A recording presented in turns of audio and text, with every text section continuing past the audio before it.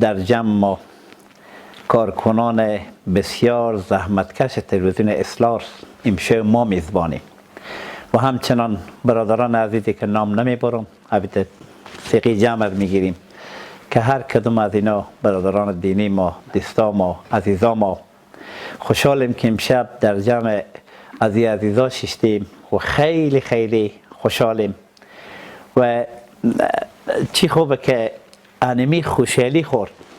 ما به یک شعری که او هم به اصطلاح از یکی از شهرای شهر مولانا عبدالرحمن جامیه این انشاءالله ما مخانش بگیرم.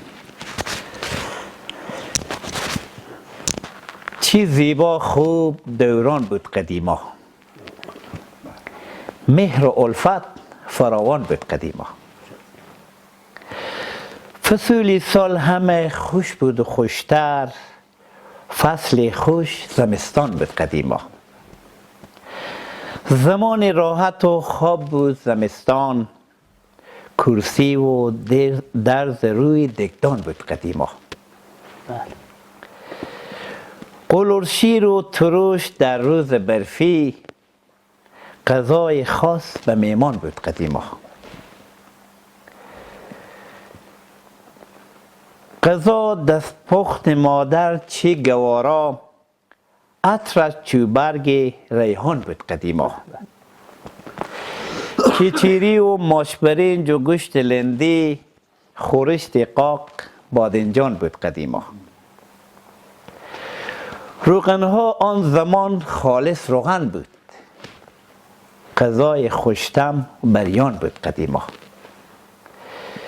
برنج ما عجیب یک رنگ و بو داشت، برنج ما عجیب یک رنگ و بو داشت، صدری خاص سیاوشان بود قدیما. بار دیگر خوشحالیم که امشب در جمع شما عزیزان قرار داریم. خیلی خوشحالیم، زحمت کشیدیم، زحمت ها خود ببخشیم عزیزانی که در رسانه اصلاح کار میکنن و همچنین شما عزیزان، شما بزرگوارا.